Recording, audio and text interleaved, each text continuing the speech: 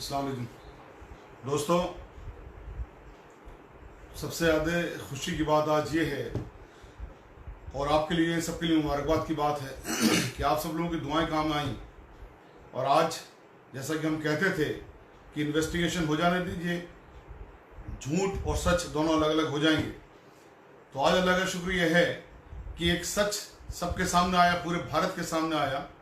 और वो सच ये है कि जो मौलाना साहब की ऑडियो रिकॉर्डिंग को दिखा रहे थे बार बार, जिसमें कहा गया था कि मस्जिद की तरफ आइए, लॉकडाउन को मत मानिए और दूसरी तरह की चीज़ें दिखा रहे थे, और जिस ऑडियो के आधार पर केजरीवाल साहब ने एफआईआर करने का ऑर्डर करवाया था मरकज़ के खिलाफ, तबलीगी जमात के खिलाफ, मौलाना साहब के खिलाफ, आज उसमें रिपोर्ट आई है दिल्ली पुलिस की कि वो ऑडियो रिकॉर्डिंग डॉक्टर्ड है और बहुत सारी क्लिप मिला करके काट काट करके जोड़ी गई है।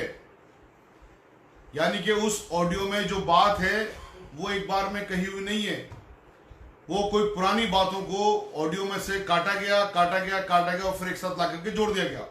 जैसा कि हमने बहुत बार कहा, जब ये कैरेक्टर एसेसिनेशन तमाम मीडिया हाउसेस कर रहे थे, मौलाना साहब के, और उस वीडियो को लेके आते थे कि मौलाना साहब ने ये कहा है, इसका मतलब ये कि मौलाना साहब आतंकवादी हैं, मौलाना साहब ये तबलीगी जमात आतंकवादी है, फिदाई ने और ना जाने कौन कौन से अल्फाजों से नवाजा गया।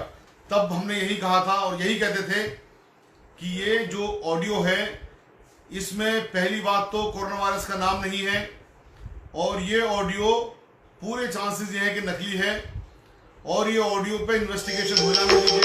इन्वेस्टिगेशन होकर सबके सामने आ जाएगा सच क्या है और झूठ क्या है। आज अल्लाह का शुक्र यह है कि उसमें दिल्ली पुलिस की जानिब से स्टेटमेंट आया कि ऑडियो रिकॉर्डेड डॉक्टर्ड है। अब यहां पर दो चीजें निकल के आती हैं। जब ऑडियो डॉक्टर्ड है तो इस ऑडियो की बेस के ऊपर ही तो केजरीवाल साहब ने ऑर्डर किया था एफआईआर कर दीजिए, और उस एफआईआर होने के बाद ही सांप्रदायिक मीडिया ने, जो सांप्रदायिक मीडिया हाउसेस हैं, एक नैरेटिव चलाया मुसलमानों के खिलाफ, एक डर और आतंक का माहौल बनाया मुसलमानों के खिलाफ, और इस देश को बांट दिया हिंदू और मुसलमानों में। उस नाजुक वक्त में जब पूरा देश मिलकर के कोविड-19 से लड़ने की तैयारी कर रहा था, लड़ रहा था, और जिस वक्त पूरे देश को एक होकर के लड़ना चाहिए था, उस वक्त इस देश को बांटने का काम किया अरविंद केजरीवाल साहब ने।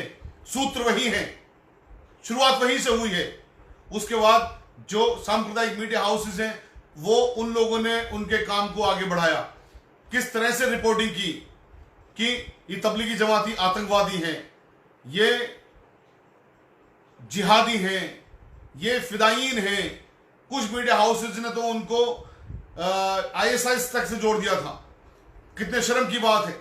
और सब लोगों के अभी जहनों में होंगी ये सब चीजें, कोई पुरानी नहीं है, ज्यादा चीजें बिल्कुल नई और ताजा चीजें होंगी कि किस तरह से कैरेक्टर एसेसिनेशन किया गया था तबलीगी जमात का, मुसलमानों का, मौलाना साहब का।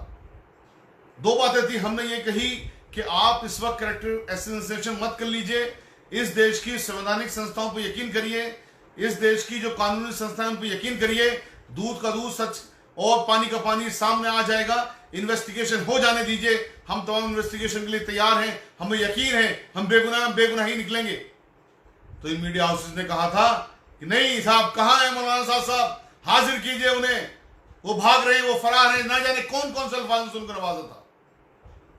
और जिस तरह की रिपोर्टिंग हुई थी, उस रिपोर्टिंग के आधार पर देश को किस तरह से तोड़ा गया। हापुड़ में एक वकील साहब जो मुसलमान थे, उनकी बीवी को इलाज करने से मना कर दिया नर्सिंग होम में।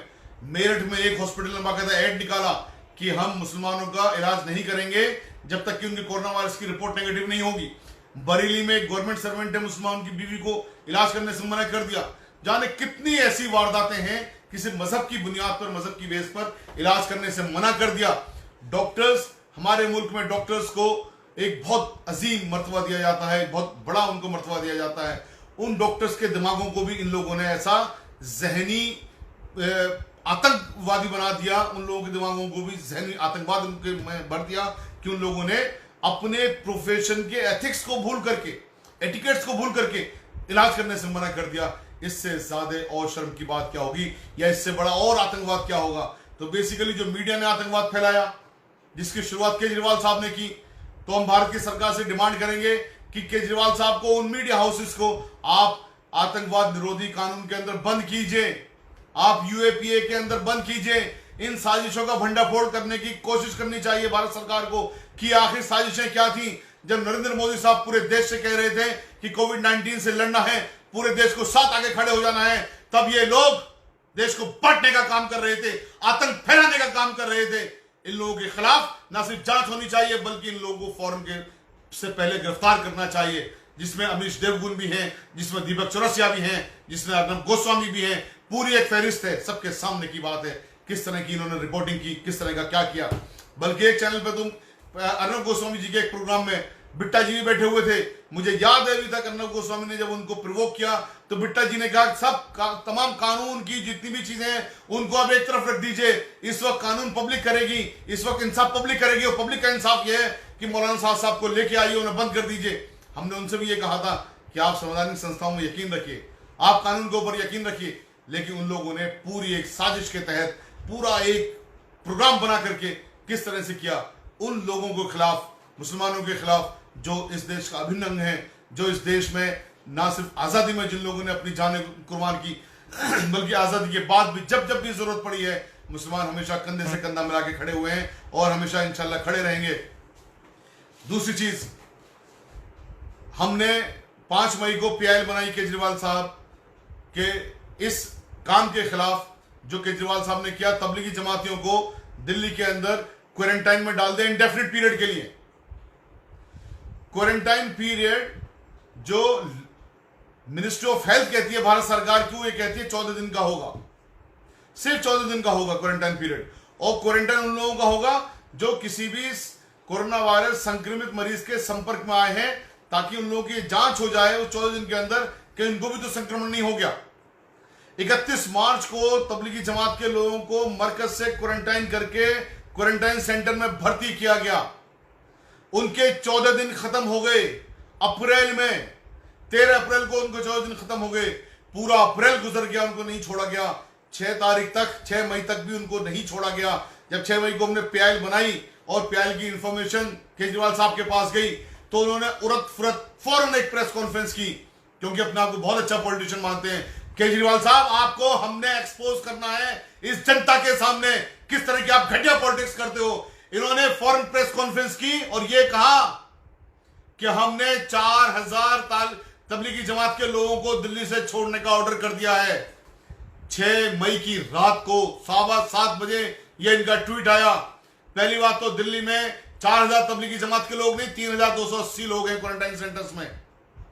दूसरी बात, 6 मई शाम 7 बजे से लेकर के पूरे 7 मई तक भी उन लोगों को नहीं छोड़ा गया, 8 मई को भी नहीं छोड़ा गया।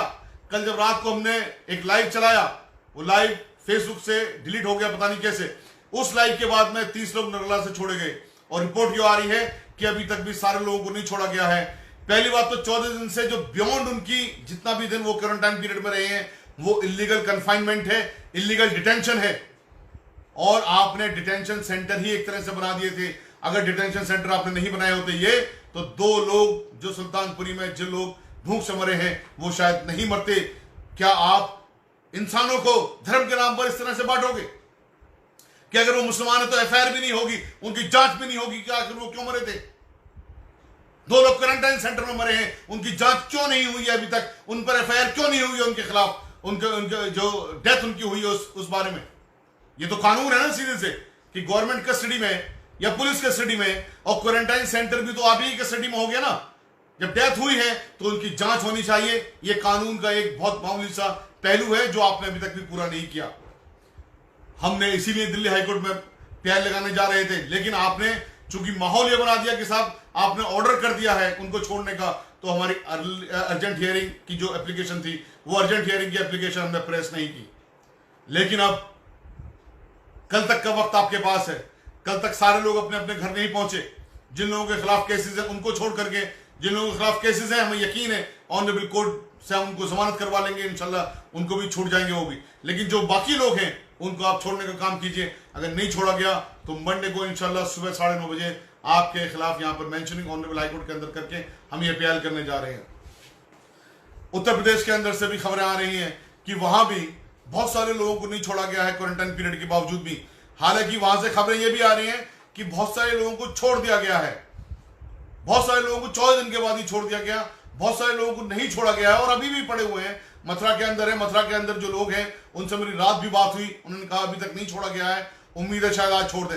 तो हम उत्तर प्रदेश की सरकार से भी ये बात करते हैं, ये मांग करते हैं कि उनको फौरन वहां से छोड़ा जाए। कोई गुनाह नहीं है उनका मुसलमान होना और कोई गुनाह नहीं है इस हिंदुस्तान के अंदर किसी का भी मजहब, जो भी मजहब होता है उस मजहब के बिना पर, उस मजहब की वजह से। आर्टिकल 25 हम सबको अपने अपने मजहब को पालने का, अपने अपने मजहब के साथ रहने का, उसको पूरा करने का पूरा हक देता है। इसलिए हम आपसे भी मांग करते हैं कि आप उनको फौरन छोड़ने का काम कीजिए, वरना मंडे को इंशाल्लाह आपके खिलाफ भी हम ऑनरेबल हाई कोर्ट के अंदर एक पीआई लगाने जा रहे हैं और उसमें पीआई में सिर्फ हम एक पिटीशन ही फाइल नहीं करेंगे, उसके अंदर और भी बहुत सारे रिलीफ्स होंगे। तो उन सब चीजों के जिम्मेदार भी आप ही होंगे। और एक बात मैं आखिर में कहना चाहता हूं, हमारे मुल्क में एक नारा आपने अक्सर पढ़ा होगा, खासतौर से तिरंगे की जब जब बात आती तब तो पढ़ा होगा, सत्यमेव जयते। आखिर में जीत सच की ही होती है और सच की ही होकर रहेगी इंशाअल्लाह। सच के साथ खड़े रहिए, कानूनी संस्थाओं का सम्मान कीजिए, कानून के साथ खड़े रहिए। जिस तरह से कानून में भले देर होती है, हमें बेइज्जती सहनी पड़ती है, उसको सही है, बर्दाश्त करिए। इस्लाम नाम ही बर्दाश्त करने का है, बर्दाश्त करिए। जीत आप ही की होगी, जीत इंशाअल्लाह सच ही की होगी। इसी के साथ मैं अपनी बात को खत्म करता हूं। अस्सलाम वालेकुम रहमतुल्लाहि व बरकातहू।